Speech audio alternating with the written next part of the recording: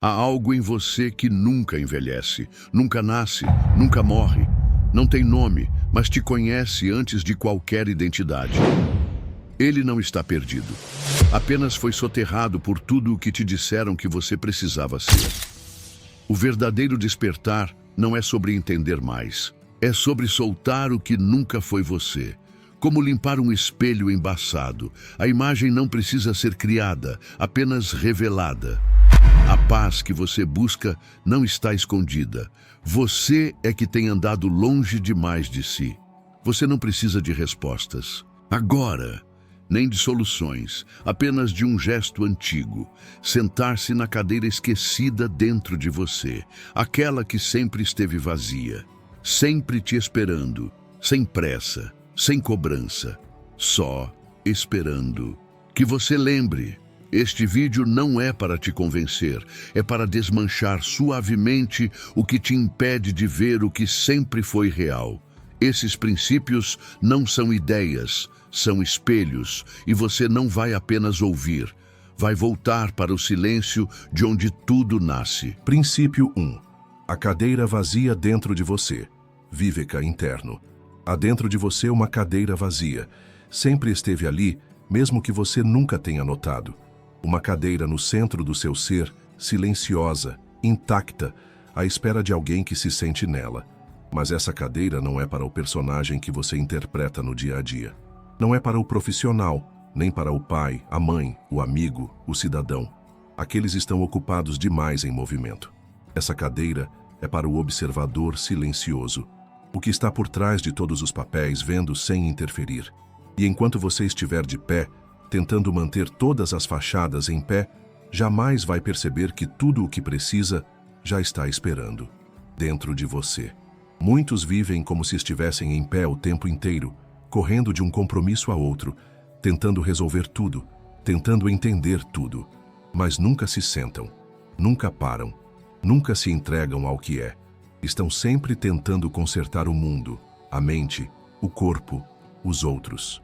E por mais que façam, por mais que se esforcem, o vazio dentro permanece. Essa sensação de que algo está faltando, mesmo quando tudo parece certo. E é aí que o ensinamento oculto dos mestres começa. O que falta não é algo que se encontra fora, é o sentar-se dentro. O que você chama de ansiedade pode ser apenas o corpo implorando por pausa e a mente gritando para voltar à cadeira esquecida. Um discípulo perguntou a um mestre: por que mesmo depois de tantos livros lidos, cursos feitos, meditações e retiros, ainda me sinto perdido? O mestre apontou para uma cadeira no canto da sala e disse: sente-se ali e não faça absolutamente nada. O discípulo obedeceu. O mestre saiu da sala. Horas se passaram. Nenhum insight, nenhuma visão, nenhuma iluminação. Apenas o silêncio e a presença desconfortável de estar consigo mesmo. Quando o mestre voltou, o discípulo disse: não aconteceu nada. E o mestre respondeu: exatamente. E é disso que você tem fugido todos esses anos. Não é o mundo que o persegue, é a sua tentativa constante de fugir de si mesmo. A cadeira vazia representa o estado de presença. Não é passividade, é lucidez sem esforço. Quando você senta nela, simbolicamente, você se desidentifica de todas as máscaras temporárias que carrega. Você não deixa de ser pai ou mãe, profissional ou filho, mas deixa de ser só isso. E começa a lembrar-se do que estava ali antes de todos esses papéis começarem. Os mestres não meditam para alcançar um estado extraordinário. Eles se sentam na cadeira, observam tudo passar. E com o tempo, o que passa se dissolve, e o que fica é a verdade. A verdade não grita, não exige. Ela apenas permanece, aguardando o momento em que você tenha coragem de simplesmente parar. No mundo moderno, parar é quase um ato revolucionário. Tudo parece projetado para nos manter em movimento. Prazos, notificações, metas, opiniões. Até o descanso virou obrigação. Você não pode simplesmente descansar, precisa ser produtivo no descanso. Mas o ensinamento oculto não está em fazer melhor. Está em não fazer. Está em perceber que o silêncio que você evita Guarda a clareza que você busca. Os grandes mestres sempre retornam à mesma prática: parar, respirar e ver. Não ver o mundo externo, mas ver o que acontece dentro quando o barulho cessa. É nesse espaço que se ouve aquilo que sempre esteve ali. A vida em sua forma mais pura, sem interpretação. Agora, feche os olhos e imagine. Se houvesse mesmo uma cadeira dentro de você, vazia, esperando há anos por sua presença, o que você diria ao se sentar nela? Que parte sua você reencontraria ali? Talvez nenhuma resposta venha de imediato. Talvez a mente se agite, tente fugir, se recuse a apenas estar. Mas se você permanecer, algo começa a mudar. Um gesto sutil de retorno à origem. Como alguém que volta para casa depois de muitos anos e encontra tudo do mesmo jeito. A cadeira continua lá, esperando por você. E o que você chamava de ausência era apenas presença esquecida. Você não precisa entender isso agora. Apenas lembre-se, existe um lugar dentro de você onde tudo se aquieta. E ele começa quando você se senta. Princípio 2. A compaixão não é uma virtude, é um estado de lucidez. Karuna desperta.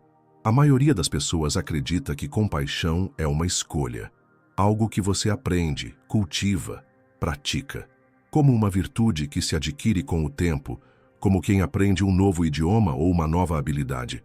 Mas os mestres que penetraram as camadas mais profundas da mente descobriram algo que contradiz essa noção comum. Eles dizem que compaixão não é uma conquista, não é uma qualidade moral. É o resultado inevitável de um estado de consciência mais claro. Quando você realmente vê, quando enxerga sem os filtros da mente condicionada, quando percebe o que há por trás das ações humanas, a compaixão simplesmente acontece, sem esforço, sem técnica, sem dilema. Imagine alguém caminhando por uma rua movimentada e, de repente, é empurrado com força por outro transeunte. Seu primeiro impulso pode ser reagir com raiva. Mas e se um segundo depois, ele perceber que a pessoa que o empurrou é cega? Toda a reação muda. Aquilo que parecia uma agressão se transforma em algo compreensível. A raiva se dissolve naturalmente. O entendimento muda tudo. A clareza de que o outro não viu altera completamente a resposta emocional. Isso é uma amostra do que os sábios ensinam. Quando você vê com lucidez, o julgamento desaparece, e no lugar dele nasce a compaixão, não como esforço, mas como reflexo natural. Os mestres chamam isso de Karuna desperta, a compaixão que nasce do despertar, não da vontade. Não é algo que você precisa fabricar. É algo que emerge quando a ilusão da separação começa a desmoronar. A raiva, o desprezo, o ressentimento, todos se alimentam da crença de que o outro é diferente de você, de que é um inimigo, um obstáculo, uma ameaça. Mas quando essa percepção se dissolve, mesmo por um instante surge algo novo. A percepção de que o sofrimento humano é compartilhado, universal, e que todos os atos, até mesmo os mais inconscientes, nascem de alguma forma de dor não curada. Um discípulo perguntou a um mestre: como posso me tornar uma pessoa mais compassiva? O mestre ficou em silêncio por um longo tempo. Depois disse: pare de tentar ser alguém. Apenas veja o que há. O discípulo não entendeu. O mestre explicou: a compaixão verdadeira não vem de quem você se torna, mas do que você passa a perceber. Quando você vê claramente o que está por trás da ignorância, da agressividade, da arrogância, você entende que tudo isso é máscara. A raiva é dor que virou armadura. A agressividade é medo disfarçado. E o orgulho é fragilidade não reconhecida.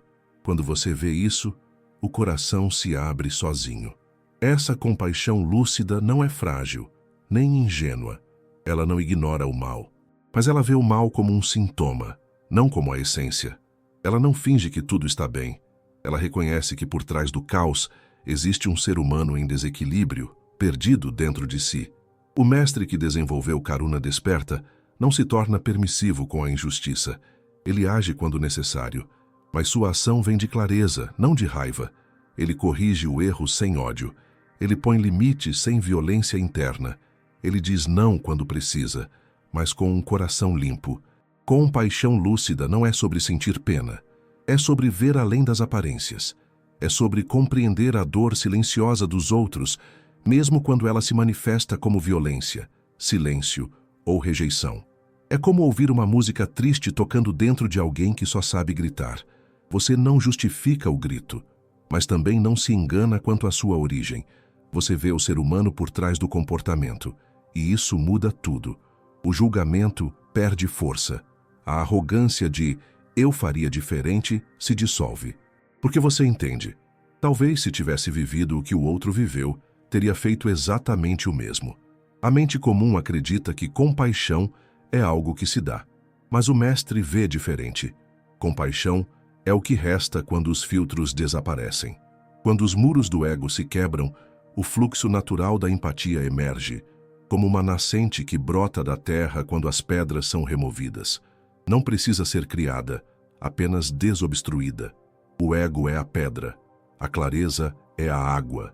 Quando você para de lutar para parecer bom e começa a enxergar com verdade, a compaixão surge sem ser chamada. Por isso, os mestres mais compassivos não se apresentam como santos. São simples, muitas vezes silenciosos. Seus olhos dizem mais que suas palavras, porque não estão tentando parecer virtuosos. Estão apenas vendo com o coração limpo. Eles não impõem sua sabedoria, eles a encarnam. E por isso, quando você está perto de um mestre verdadeiro, sente algo diferente. Não há julgamento, não há pressa. Há um espaço onde você pode existir como é, e isso por si só já começa a curar. E no cotidiano, isso se aplica mais do que parece. Quando alguém te ofende, a reação natural é revidar. Mas o praticante verdadeiro para por um segundo e se pergunta: de onde vem isso? O que essa pessoa está tentando proteger com tanta dureza? Às vezes a resposta vem, outras vezes não. Mas o simples ato de olhar além da superfície já muda sua energia. E às vezes, isso é tudo o que o momento exige. Você não precisa carregar o fardo do outro, mas pode se recusar a alimentá-lo com sua própria escuridão. O sofrimento humano é um só. A forma como ele se manifesta muda, mas a raiz é comum: desconexão, medo, carência, ignorância. Quando você vê isso com clareza, cada pessoa difícil se torna um lembrete. Não de dor, mas de verdade. De que ninguém age com equilíbrio quando está em paz. De que toda agressão é um pedido inconsciente de ajuda. E que você pode ser uma presença que rompe o ciclo, não por obrigação espiritual, mas porque vê mais longe. Os mestres dizem que Karuna desperta é como uma vela que acende sozinha quando o vento da ignorância para de soprar. Não precisa ser acesa manualmente. Basta que cesse a escuridão. E essa escuridão não está no outro, está na sua própria visão. Quando sua mente para de projetar, de comparar, de resistir, algo se acalma. E nessa calma, você ouve o que antes era ruído, o som da humanidade por trás de cada comportamento. Você já notou como o sofrimento se multiplica quando você o resiste? E como ele se dissolve um pouco quando é acolhido? O mesmo vale para os outros. A compaixão que transforma não é a que tenta resolver, mas a que reconhece. Às vezes, tudo o que alguém precisa é ser visto como é, sem máscaras, sem julgamentos. E isso, embora pareça pouco, pode ser o começo de toda uma transformação. Agora pense, quantas vezes em sua vida você foi tratado com compaixão genuína, não com piedade, não com pena, mas com aquela presença que não tenta consertar você, nem te convencer de nada, apenas está ali, com o coração aberto? Esses momentos são raros, mas inesquecíveis, e talvez agora você possa ser isso para alguém, não porque precisa, mas porque pode, porque está acordando para uma forma mais ampla de ver. Karuna desperta não exige esforço, exige apenas visão. E essa visão não vem dos olhos, vem de dentro. Daquele ponto silencioso em você onde nada precisa ser provado, onde tudo é visto com nitidez, e onde o amor não é sentimento, é reconhecimento. Reconhecer o outro como extensão de si, reconhecer a dor alheia como parte da mesma experiência, e perceber que, no fundo, ninguém quer fazer mal. Todos querem aliviar algo que não conseguem entender. O mundo não precisa de mais pessoas esforçadas tentando parecer boas. Precisa de pessoas acordadas, presentes, capazes de ver além da forma, capazes de agir com firmeza quando necessário, mas sem ódio, de se protegerem, mas sem endurecer o coração, de dizerem o que precisa ser dito, mas com amor. Isso não vem do esforço moral, vem do despertar interior. Você não precisa correr atrás da compaixão, precisa parar de correr de si mesmo, porque é em você que o julgamento nasce, é em você que a separação é alimentada. E quando você desliga esse motor por um momento, o mundo se torna mais leve. Não porque mudou, mas porque você começou a ver, e isso muda tudo. Então, da próxima vez que sentir raiva, antes de reagir, pergunte: o que ainda estou cego para ver? E talvez, só talvez, nesse espaço entre o impulso e a resposta, uma faísca de lucidez acenda, e a compaixão silenciosa e poderosa desperte em você, não como obrigação, mas como visão. Princípio 3. Tudo o que você deseja é um reflexo de quem você pensa ser. Ich Amaya. Você já parou para se perguntar por que deseja o que deseja? Por que certos sonhos brilham mais que outros? Por que alguns objetivos parecem inevitáveis, como se algo dentro de você precisasse deles para se sentir inteiro? O que os antigos mestres descobriram é que seus desejos não surgem do nada. Eles são moldados por uma imagem interna que você tem de si mesmo, uma identidade construída ao longo dos anos. E enquanto essa imagem não for questionada, você continuará desejando aquilo que apenas reforça a prisão invisível em que vive. Imagine um ator que passou tanto tempo interpretando um personagem que esqueceu seu verdadeiro nome. Ele acorda e dorme naquele papel, fala como ele, sofre como ele, ama como ele. Um dia, ele começa a desejar coisas que o personagem gostaria. Casas, relacionamentos, conquistas. Tudo faz sentido dentro do roteiro. Mas se em algum momento ele se lembrar de que está apenas interpretando, todo o desejo muda. As motivações perdem força, a busca se dissolve. Assim é conosco. Desejamos não como somos, mas como acreditamos ser. E se essa crença estiver equivocada, todo o caminho estará baseado numa ilusão. Os desejos mais intensos nascem da carência que sentimos da própria completude. Mas a carência não está no mundo. Está no personagem que criamos para existir dentro dele. E esse personagem, para sobreviver, precisa manter a narrativa viva. Por isso deseja tanto. Por isso corre tanto. Ele acredita que, ao alcançar esse ou aquele objetivo, finalmente encontrará paz. Mas os mestres sempre alertaram: desejar sem investigar quem deseja é como correr atrás da própria sombra. Você se esgota, mas nunca chega, porque o que busca não está onde você procura, está por trás de quem você se tornou. Havia um homem que passou a vida inteira tentando provar seu valor. Trabalhou demais, acumulou títulos, reconhecimento, conquistas, mas nada parecia suficiente. Um dia, ele procurou um mestre, já cansado. Contou tudo o que havia feito e como, mesmo assim, sentia um vazio constante. O mestre ouviu em silêncio e perguntou: e se tudo o que você tentou alcançar foi apenas uma forma de validar um eu que nunca existiu? O homem ficou em silêncio. Pela primeira vez, não sabia o que responder. E naquele instante percebeu: todo o seu esforço foi para confirmar uma história que havia comprado ainda criança, sobre não ser bom o bastante. Os desejos não são errados, mas precisam ser compreendidos. Você não precisa se livrar deles, precisa olhar para dentro e perguntar: quem em mim está desejando isso? Que parte da minha identidade está tentando se manter viva com esse objetivo? Às vezes, o que desejamos é apenas uma forma refinada de fuga. Fugimos do silêncio com música. Fugimos da solidão com companhia. Fugimos do vazio com consumo. E quando conseguimos o que queremos, o alívio é temporário. Logo outro desejo aparece. Porque não fomos a raiz. A sabedoria antiga nos diz: Ich Amaya. O desejo é moldado pela ilusão. Não pela ilusão do mundo, mas pela ilusão do eu. E enquanto essa ilusão não for investigada, os desejos continuarão nos guiando como um cachorro correndo atrás de um osso amarrado à própria coleira. É por isso que alguns mestres não desejam menos. Eles apenas passaram a desejar com consciência. O desejo não os controla. Eles sabem de onde ele vem e por isso o utilizam como uma ferramenta, não como um mestre.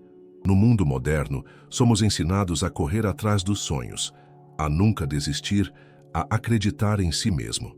Mas raramente nos perguntam: quem é esse si mesmo? Será que ele é real? Ou é um amontoado de crenças, medos, opiniões e memórias mal resolvidas? Será que vale a pena construir uma vida inteira em torno de um personagem que talvez nunca tenha sido você? Os mestres não dizem que devemos parar de sonhar. Eles apenas dizem: acorde primeiro. Veja quem está sonhando. Veja que parte sua precisa de aprovação, de aceitação, de sucesso. E se essa parte for uma ilusão, o que resta? Um silêncio profundo, uma presença viva, uma liberdade que não depende de nada. Imagine estar em uma sala com espelhos distorcidos. Você se vê maior, menor, deformado e começa a tentar ajustar sua aparência, seu jeito, seu comportamento para se adaptar ao reflexo. Mas o problema nunca foi você, foi o espelho. Assim é o desejo baseado na identidade falsa. Você tenta mudar a realidade para se sentir bem, mas nunca percebe que a distorção está na imagem interna que carrega. Essa imagem não é culpa sua. Ela foi construída lentamente, por palavras, traumas, comparações, elogios e rejeições. Você foi ensinado a se ver de um certo modo, e agora, sem perceber, todos os seus desejos nascem do esforço de proteger ou melhorar essa imagem. O mestre vê isso com clareza. Ele observa um desejo surgir e pergunta: esse desejo vem de onde? Está querendo me completar ou me libertar? A diferença entre os dois é imensa. O desejo que nasce da carência busca preencher um buraco. O desejo que nasce da lucidez busca expressar o que já é completo. Um cria dependência, o outro revela liberdade. O primeiro nunca satisfaz. O segundo, mesmo que não se realize, já é pleno no momento em que surge. Você pode continuar querendo, pode ter metas, sonhos, intenções, mas não acredite cegamente em tudo o que deseja. Às vezes, o maior crescimento está em deixar um desejo morrer, não por fracasso, mas por lucidez. Você percebe que o que queria não era realmente o que precisava, ou que já não faz sentido. E nessa desistência consciente, algo se expande, uma clareza nova nasce, e com ela vem paz. O mestre não deseja menos que você. Ele apenas não se prende ao desejo. Ele observa, questiona, entende. Ele usa o desejo como uma seta, não como uma prisão. E quando percebe que o desejo nasceu da mente egóica, ele sorri e solta, porque já viu que nada externo pode dar o que ele já encontrou dentro. Reflita agora. O que você mais quer hoje? De onde vem esse querer? O que aconteceria se você não alcançasse isso? Que parte sua sofreria? E será que essa parte é verdadeira? Pergunte-se com honestidade. Talvez o que você chama de meu sonho seja apenas uma armadilha refinada. E talvez ao soltar isso, você experimente um alívio que nenhum sucesso poderia oferecer. Isso não é negação do mundo, é compreensão. Você pode agir, criar, realizar, mas sabendo que o valor do que faz não define o seu valor. Sabendo que não há nada que você possa alcançar que vá acrescentar algo à sua essência. E é justamente essa consciência que torna suas ações mais leves, mais criativas, mais livres. Os desejos continuarão surgindo. Isso faz parte do jogo da vida. Mas agora você sabe, cada um deles é uma mensagem, um reflexo, uma pista. Eles mostram não o que falta no mundo, mas o que você ainda acredita que falta em você. Quando essa crença muda, o desejo se transforma, e com ele muda toda a sua realidade. Princípio 4. A felicidade é o estado natural por trás da busca, Ananda sem objeto. Imagine uma criança brincando sozinha em um campo. Não há plateia, nem recompensa. Ela pula, corre, inventa histórias com pedras e galhos, completamente entregue ao momento. Não está preocupada com o futuro, nem remoendo o passado. Não está tentando ser alguém. Apenas é. E nesse ser, há uma alegria espontânea. Uma felicidade que não precisa de razão. Os mestres dizem que essa é a felicidade real. Ananda. Uma alegria que surge não porque algo aconteceu, mas porque você voltou para si. O grande erro da mente moderna é acreditar que felicidade é consequência. Algo que se ganha após esforço, conquista, reconhecimento. Por isso, passamos a vida correndo, acumulando, comparando, provando. E quanto mais corremos, mais distante ela parece. Mas o ensinamento oculto dos mestres é simples. A felicidade não é uma meta no fim do caminho. Ela é o chão por onde você já anda, mas esqueceu de notar. Ela está sempre presente, mas ofuscada pelo ruído da busca incessante. Um discípulo perguntou a seu mestre: "O que preciso fazer para ser feliz?" O mestre respondeu: "Nada. Apenas pare de fazer o que te impede." O discípulo confuso perguntou: "Mas o que me impede?" O mestre então ficou em silêncio por um longo tempo, até que o discípulo se inquietou. "Por que não responde?" O mestre sorriu. "Porque enquanto você quiser uma resposta, continuará acreditando que algo falta." O silêncio naquele momento dizia tudo. O desejo pela resposta era o próprio obstáculo.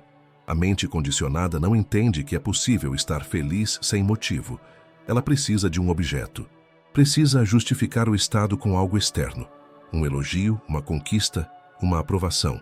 Por isso a felicidade comum é frágil. Basta que o objeto desapareça, e o estado se vai com ele. Mas a verdadeira felicidade, aquela silenciosa, constante, suave, não depende de causas. Ela é como o céu por trás das nuvens. Sempre esteve ali. A busca, ironicamente, é o que a esconde. Você já percebeu que nos momentos em que esquece de si, a felicidade aparece? Quando está dançando, contemplando, abraçando alguém querido, você não está pensando, "Sou feliz agora." Você está presente. E na ausência do pensamento compulsivo, algo brilha. Isso é Ananda. Não é euforia nem excitação. É um contentamento tranquilo, um estado de não falta. E quanto mais você busca intensamente, mais parece perdê-lo. Porque buscar é declarar que algo está ausente. É o paradoxo do caminho. Você só encontra quando para de procurar. Os mestres sabem disso. Por isso não correm atrás da felicidade. Eles silenciam o que a bloqueia. Eles não se preocupam em ter motivos para estar bem. Estão bem porque não estão em guerra com o momento. Eles sabem que o sofrimento não vem do que acontece, mas da resistência ao que acontece. E quando essa resistência cessa, o que sobra é paz. E nessa paz, a felicidade se revela. Não como um prêmio, mas como a natureza original da consciência. A criança no campo não planeja sua alegria. Ela apenas vive. Sua atenção está onde seus pés tocam o chão. Seu riso nasce sem motivo.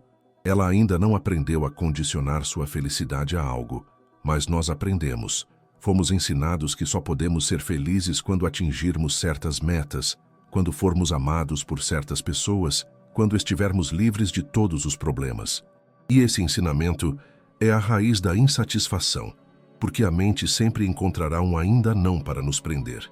Mas e se você começasse a viver como se nada precisasse acontecer para você estar em paz agora? Como seria seu dia se a alegria não dependesse do resultado? O que mudaria se você parasse de esperar algo para finalmente se permitir sorrir? Essas perguntas não são exercícios mentais, são portais para outra forma de viver. Uma forma onde o agora não é um obstáculo, mas um lar. Onde a paz não é o fim da jornada, mas o ponto de partida. No budismo, Ananda não é euforia, é clareza. É a leveza que surge quando o fardo da autoimagem cai, quando o peso do passado e a ansiedade pelo futuro não estão mais ocupando o centro da sua atenção. É um estado tão natural que muitas vezes passa despercebido, porque fomos treinados a valorizar só o que é intenso. Mas Ananda é sutil, e por isso precisa de sensibilidade para ser percebida. Está no silêncio entre um pensamento e outro, no ar que entra e sai sem esforço. Na simplicidade de estar vivo, você não precisa de mais motivos, precisa de menos distrações. A felicidade que os mestres apontam não exige conquistas, exige presença, exige a coragem de parar de fugir, de olhar para o agora sem querer moldá-lo, de aceitar que talvez tudo o que você procura está exatamente no lugar onde você está, mas coberto pelas exigências que você mesmo criou. Experimente isso. Feche os olhos por um instante. Sinta o corpo. Ouça os sons ao redor. Não analise, apenas sinta. Respire. Permita-se não querer nada por alguns segundos, não resolver nada. não alcançar nada. E veja, mesmo no meio do caos, algo permanece em silêncio. Algo observa sem julgamento. Esse algo é você. E esse você não precisa de nada para estar em paz, porque ele já é. Os mestres não sorriem porque venceram. Eles sorriem porque pararam de lutar contra o que é. Eles não chegaram a algum lugar. Eles apenas reconheceram que nunca saíram de casa. E a felicidade que sentem não é porque tudo deu certo. É porque deixaram de acreditar que algo estava errado com o momento presente. Você pode continuar buscando. O mundo vai continuar oferecendo metas, promessas, fórmulas, mas em algum ponto da caminhada, você será convidado a parar, a sentar-se na beira do caminho, a respirar fundo e talvez nesse instante perceba: o que procurava já estava ali. Só que o barulho da pressa o impedia de ouvir. A felicidade não está nas conquistas, mas na liberdade de não depender delas. E essa liberdade não precisa de técnica, precisa de verdade, de um olhar honesto para dentro, de uma entrega silenciosa. A vida não exige que você seja perfeito, apenas que esteja aqui, agora. E esse aqui guarda um presente que nenhuma busca pode oferecer: o fim da procura, o encontro com aquilo que nunca esteve ausente. Princípio 5. O sofrimento é resistência ao que já é. Dukkha Samarpana. Há uma força silenciosa dentro de todo ser humano, o impulso de resistir ao que está acontecendo. Algo em nós diz: isso não deveria ser assim. Quando a vida nos contraria, quando o corpo dói, quando alguém nos fere, a mente reage automaticamente com negação. Quer escapar, quer mudar, quer lutar. Mas os mestres antigos descobriram um segredo desconcertante. O sofrimento não nasce do que acontece. Nasce da resistência ao que acontece. A dor é inevitável, mas o sofrimento é a história que contamos sobre a dor. Imagine um homem em uma casa com janelas trancadas. Lá fora começa uma tempestade. O vento sopra forte, a chuva bate contra os vidros. Mas ele insiste que o céu deveria estar limpo. Começa a gritar, a empurrar os móveis, a culpar o clima, a si mesmo, a tudo. A tempestade continua indiferente. Mas agora, além do vento e da chuva, há também caos dentro da casa. Assim é a mente humana diante da realidade. Ela não aceita o que já está acontecendo. E nessa luta contra o inevitável, nasce o sofrimento. Um discípulo foi até seu mestre com lágrimas nos olhos. Disse: sinto que estou afundando. A vida me empurra para baixo e não consigo respirar. O mestre o levou até um rio e pediu que ele se deitasse na água, com o rosto para cima. O discípulo hesitou, mas obedeceu.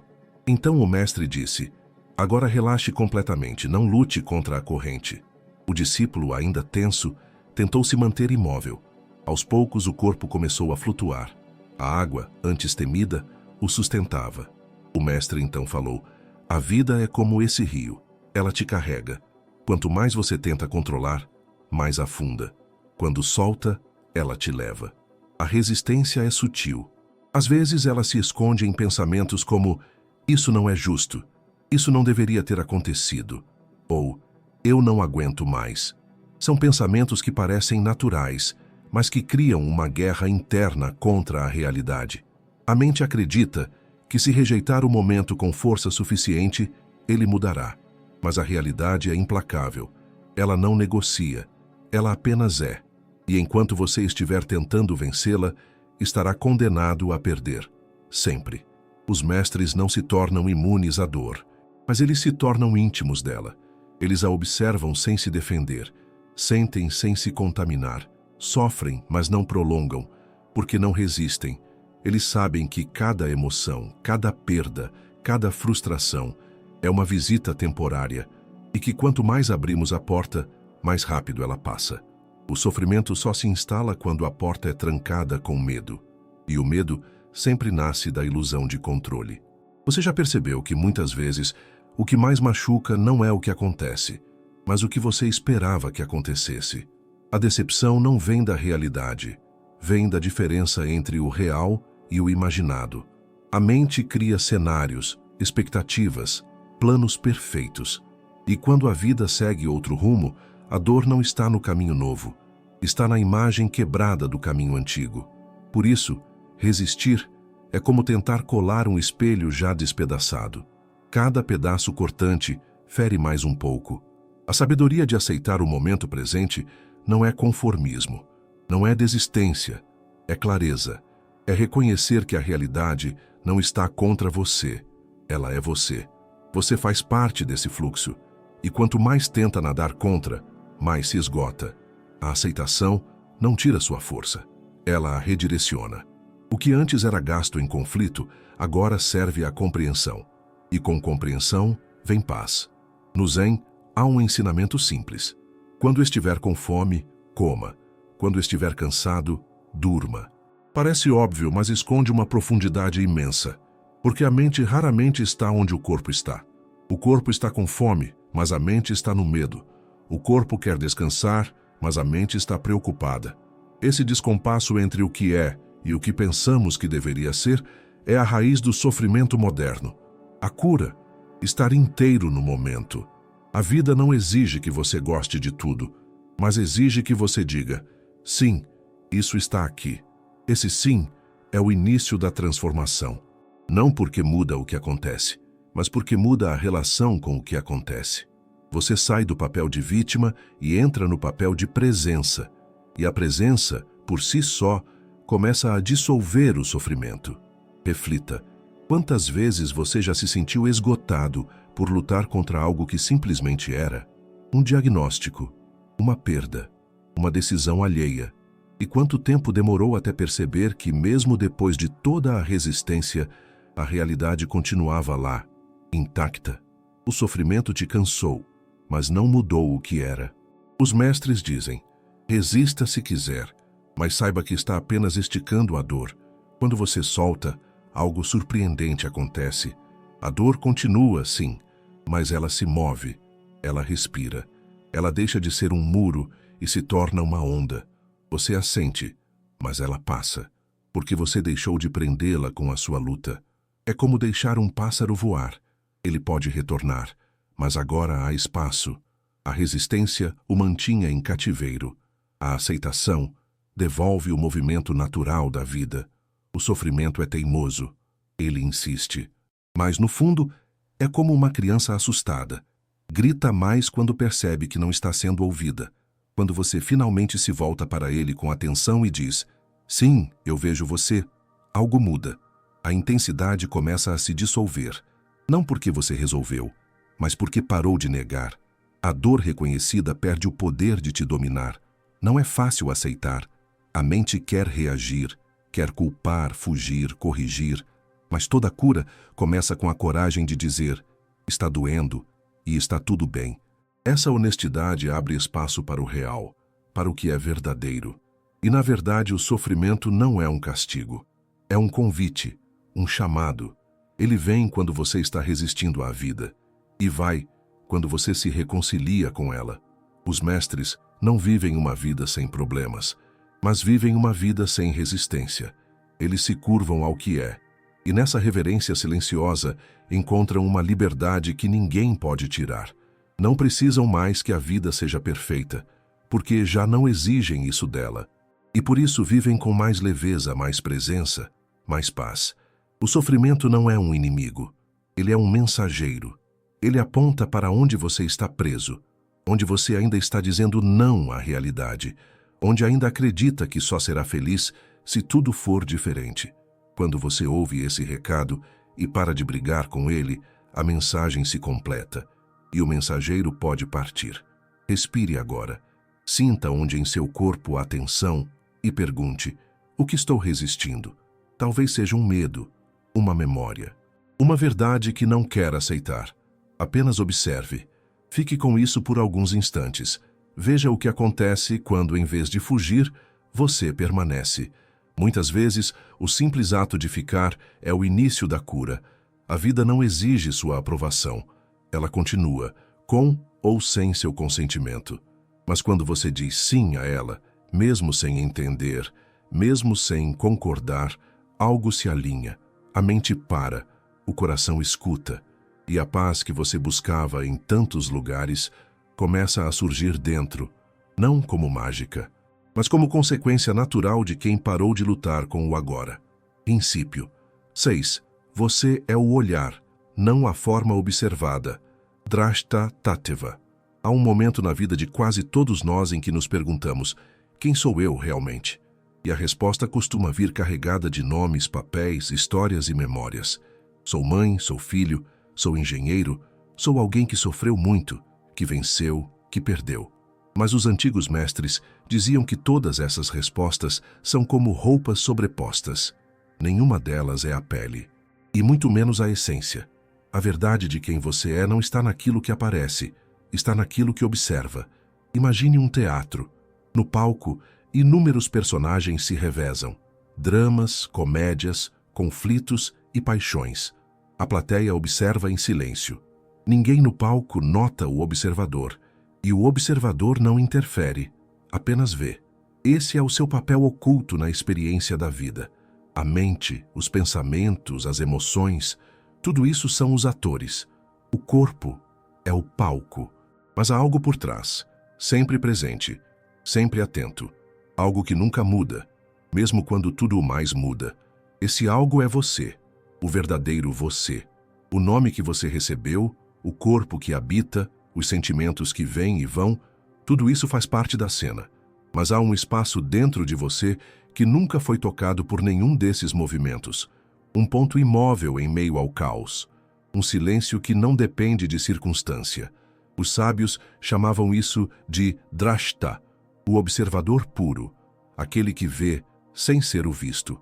Aquele que existe antes da forma, durante a forma e além dela. Um discípulo, certa vez, foi até seu mestre e disse: Mestre, estou perdido. Já não sei mais quem sou. Às vezes sou corajoso, às vezes covarde. Às vezes sou calmo, outras vezes furioso. Quem sou, afinal? O mestre olhou com compaixão e perguntou: E quem é aquele que percebe essas mudanças? O discípulo ficou em silêncio. Pela primeira vez, percebeu que havia algo em si que nunca mudava. A consciência que testemunhava tudo. E que talvez essa consciência fosse o verdadeiro eu. A identificação com o conteúdo da mente é o que causa o sofrimento. Quando você acredita que é o pensamento, fica preso a ele. Quando acredita que é a emoção, mergulha nela. Mas quando percebe que você é aquele que vê o pensamento, que sente a emoção, mas que não é nem o pensamento nem a emoção, algo se liberta. Você deixa de se afogar e passa a flutuar. Não porque tudo melhorou, mas porque você parou de se confundir com o que passa. O mestre não nega a vida. Ele apenas não se prende a ela. Ele vive tudo, mas não é nada disso. Pode sentir raiva, mas sabe que a raiva é um visitante. Pode experimentar tristeza, mas sabe que a tristeza também vai partir. Ele observa, e nesse observar, ele se ancora no real. O real não é o que aparece. O real é aquilo que vê tudo aparecer e desaparecer. Você já notou que seus pensamentos mudam constantemente? O que parecia verdade ontem, hoje já não parece mais. O que você desejava no passado, hoje não tem importância. Seus sentimentos, suas opiniões, até seu corpo, tudo está em movimento. Mas há algo que nunca mudou. A consciência que percebe tudo isso. Esse é o centro, o ponto silencioso no qual tudo acontece. E quanto mais você se ancora ali, menos se perde nos altos e baixos da experiência.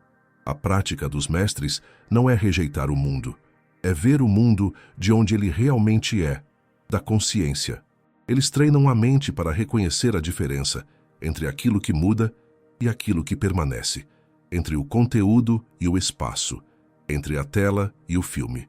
O filme pode ser dramático, mas a tela está em paz, e você é a tela. O resto é projeção. Drashta não é uma ideia filosófica, é uma experiência viva. É sentir em meio ao caos que existe uma parte de você que nunca foi tocada pelo barulho. É perceber que, mesmo nas tempestades mais fortes, há um ponto de silêncio inabalável dentro de você.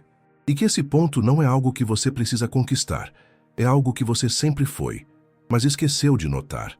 Muitas tradições espirituais apontam para essa verdade com palavras diferentes. No budismo, é a natureza de Buda. No hinduísmo, é o Atman. No cristianismo místico, é o espírito. No sufismo, é o amado interior. mas todos apontam para o mesmo núcleo. Há em você algo sagrado, eterno, que observa sem se perder. E retornar a isso é o verdadeiro despertar. A mente vai resistir a essa ideia, porque ela quer continuar no controle, quer continuar sendo a protagonista. Mas quando você percebe que a mente é apenas mais um ator no palco, ela perde o domínio. E a consciência assume seu lugar de direito, o centro silencioso de onde tudo é visto com clareza. Na prática, isso muda tudo. Ao invés de reagir automaticamente aos pensamentos, você os observa. Ao invés de se identificar com a dor, você a acolhe como um visitante. Ao invés de buscar fora uma identidade, você reconhece a que sempre esteve dentro. E com isso, o medo diminui, a ansiedade enfraquece, o sofrimento perde suas raízes. Você se torna um espelho puro, reflete tudo, mas nada prende você. E é isso que os mestres mais antigos queriam dizer quando afirmavam: você é livre agora, sempre foi. A liberdade não é um destino, é um reconhecimento. É parar de se confundir com o que passa e descansar no que permanece. Reflita: quem é aquele que percebe seus pensamentos agora? Quem é aquele que sente o corpo sentado, ouvindo, absorvendo? Você pode nomear, analisar, descrever, mas além de todas as palavras, há apenas presença, e essa presença é você. Não precisa de rótulo, não precisa de aprovação, apenas é. O mundo continuará em movimento. Emoções virão e irão. Pensamentos surgirão e desaparecerão. Mas a consciência silenciosa, que tudo observa, não será tocada por nada disso. E é nela que mora a verdadeira paz. Não a paz dos eventos perfeitos, mas a paz de quem sabe que não é mais refém do que acontece. Drashta Tattva é o segredo que os mestres guardavam para os que estavam prontos, não porque fosse complicado, mas porque exige maturidade para aceitar uma verdade tão simples. Você nunca foi o que pensou ser. Você sempre foi o que pensa, o que sente, o que percebe. E isso é liberdade. Princípio 7. A palavra é a primeira prisão. Vak Shunya. Vivemos cercados por palavras. Desde o nascimento, tudo o que sentimos é rapidamente nomeado, explicado, rotulado. Se choramos, dizem que é fome. Se sorrimos, dizem que é alegria. Mas os mestres perceberam algo sutil e poderoso. Quanto mais a mente se apega às palavras, mais se distancia da realidade. A palavra, embora útil, é limitada. Ela aponta para algo, mas não é esse algo. E quando esquecemos disso, passamos a viver dentro de conceitos, não da experiência direta. Imagine alguém lendo um cardápio de um restaurante elegante. Ele descreve pratos complexos, aromas, texturas, temperos exóticos. O leitor pode salivar, imaginar, até sentir fome. Mas por mais detalhado que o cardápio seja, ele nunca saciará, porque não é a comida, é só uma descrição. A palavra é o cardápio, a vida é o prato, e muitos passam a existência inteira lendo o cardápio, discutindo o cardápio, debatendo o melhor prato, mas sem nunca provar verdadeiramente a vida. O mestre não rejeita a linguagem, mas a usa com sabedoria. Ele sabe que a palavra é uma ferramenta, não um lar. Ela serve para indicar, nunca para definir, porque tudo o que é nomeado já é reduzido. Quando você diz árvore, por exemplo, perde toda a imensidão daquele ser vivo. A sombra que ela projeta, o som das folhas ao vento, a história silenciosa que carrega. A palavra árvore não é a árvore, apenas aponta. Um discípulo perguntou ao mestre: o que é a verdade? O mestre ficou em silêncio. O discípulo insistiu: por favor, diga-me. Eu estou pronto. O mestre então respondeu: assim que eu disser, deixará de ser. O discípulo ficou confuso e o mestre completou: a verdade é como o vento. Você pode senti-la, mas não pode agarrá-la com as mãos. Tente colocá-la numa garrafa e ela some. O silêncio que seguiu foi a resposta mais clara. Palavras criam divisões. Certo e errado. Eu e o outro. Dentro e fora. Alto e baixo. Mas o real não tem opostos. O real é indivisível. Por isso os mestres do silêncio, como os zen budistas, muitas vezes preferem o gesto, a presença, a respiração.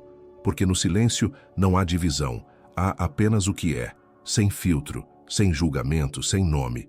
Você já percebeu como sua mente se apega às palavras para validar tudo? Diz, isso é amor, ou isso é traição. Mas essas palavras carregam interpretações, memórias, significados herdados. Quando você vê alguém chorando, já pensa, está triste. Mas e se for alívio? E se for gratidão? A palavra fecha a experiência. O silêncio a mantém aberta. A palavra também cria o eu. Desde cedo, você foi nomeado. E com o nome veio a história. Você é assim, você é assado. Cada palavra que definia moldava sua autoimagem. Com o tempo, você acreditou que era isso. Um nome, uma identidade, um conjunto de características. Mas os mestres ensinam que tudo isso é construção e que por trás das palavras existe uma presença livre de definição, uma consciência sem rótulo. Quando a mente está muito cheia de palavras, o coração se cala, porque as palavras falam de fora, o silêncio fala de dentro.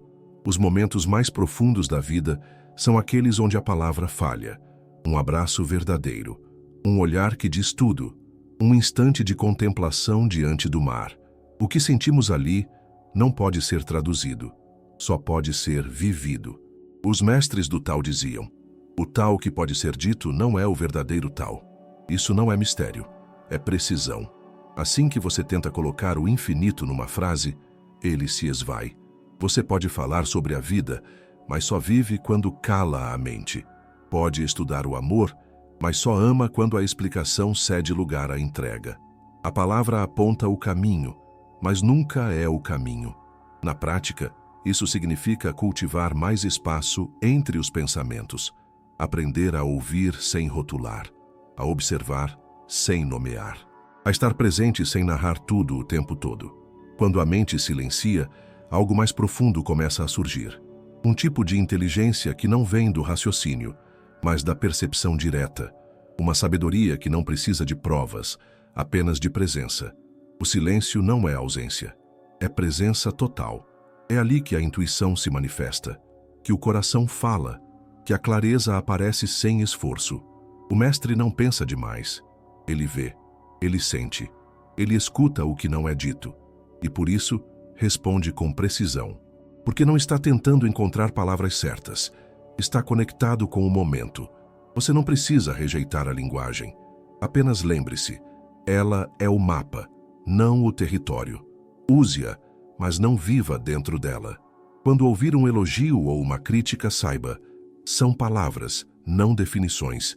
Quando pensar sobre si mesmo, perceba, é só um pensamento, não uma sentença. Por trás disso tudo, você permanece inteiro, livre, silencioso. O excesso de palavras também cria ansiedade.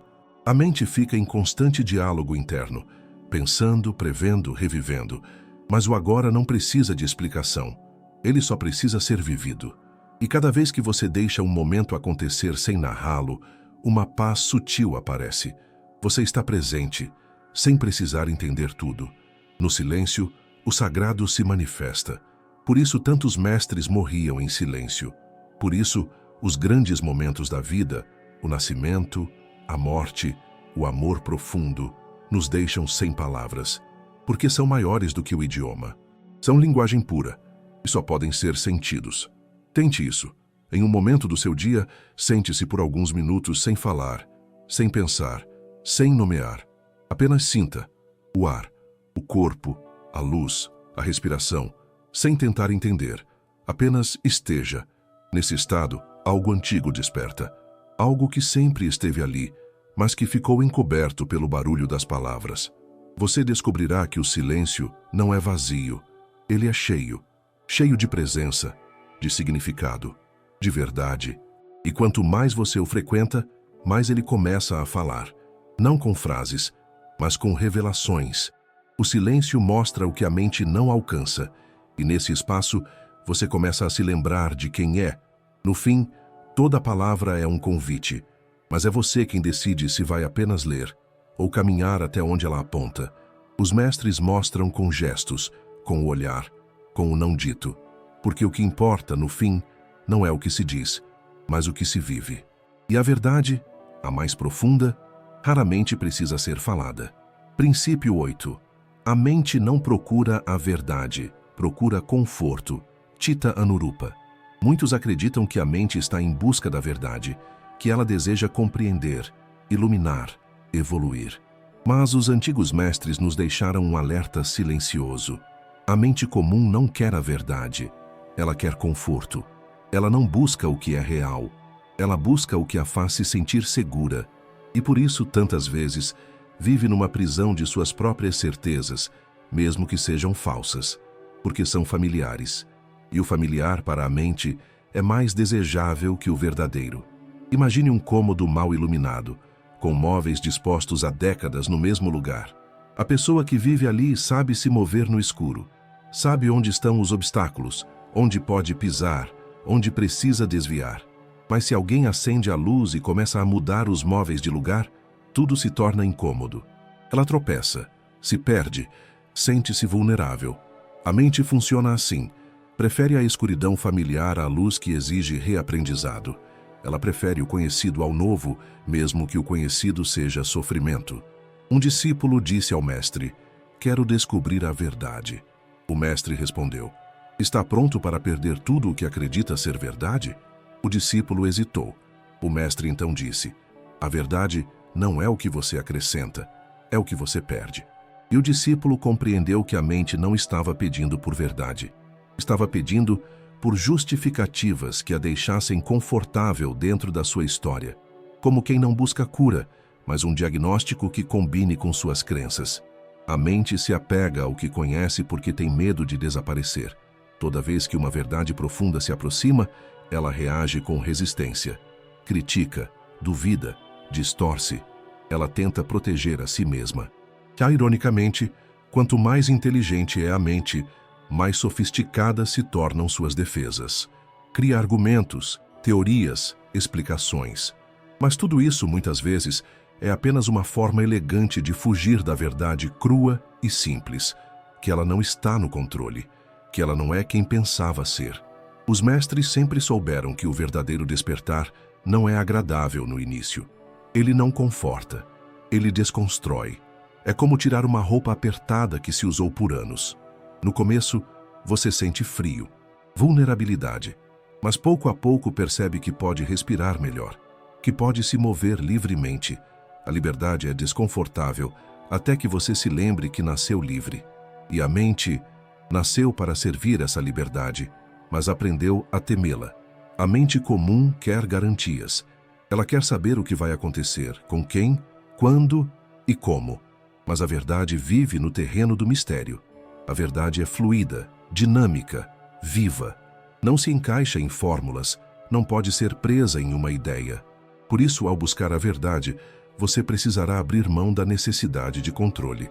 E isso, para a mente, é aterrador, porque controle é seu vício, seu chão imaginário. Você já percebeu como a mente se apega até mesmo ao sofrimento conhecido?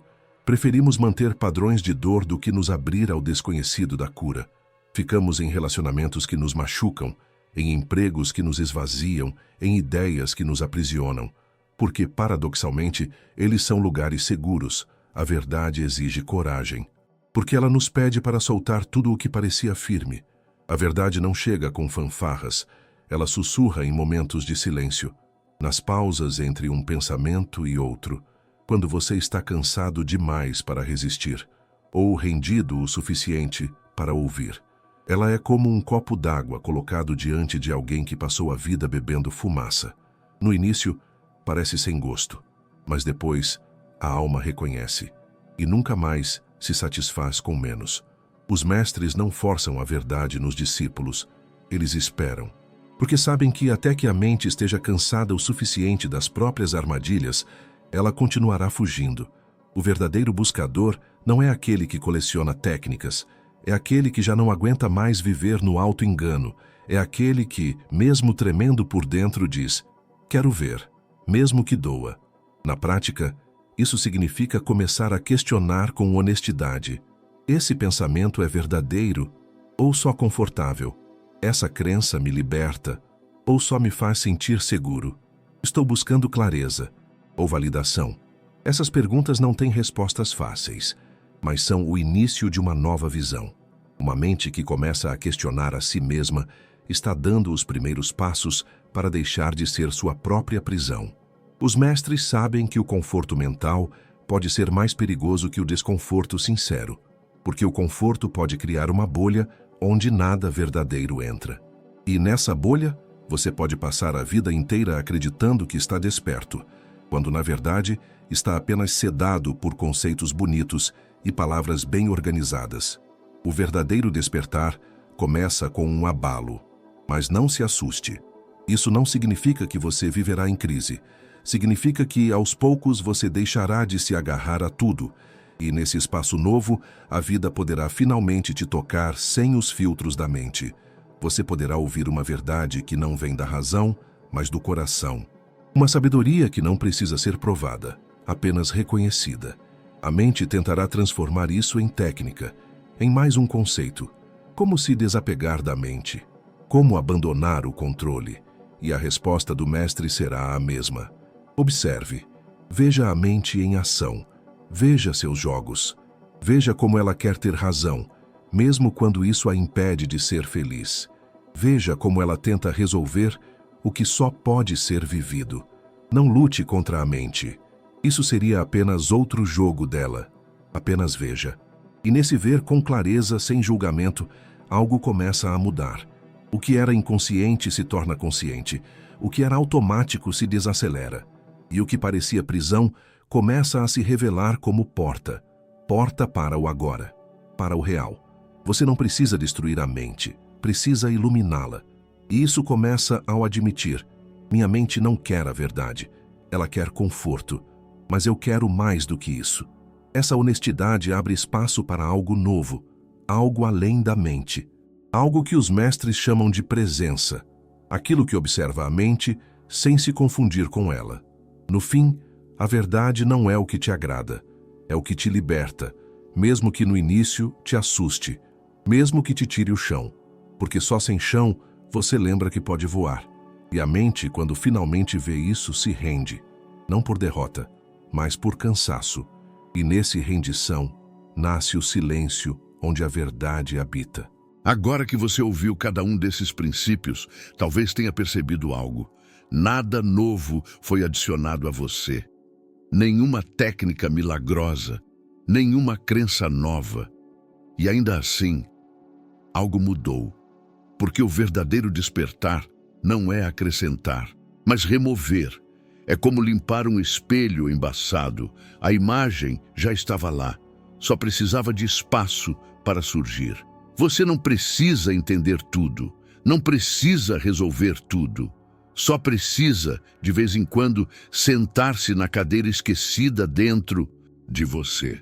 Aquela que sempre esteve vazia, esperando o seu retorno. Lembre-se, não é o mundo que precisa se acalmar para que você tenha paz. É você quem precisa se lembrar de onde vem a verdadeira paz. E ela não vem de fora. Esses ensinamentos não são finais. São convites. Volte a eles sempre que esquecer, porque o que você está procurando nunca saiu de você.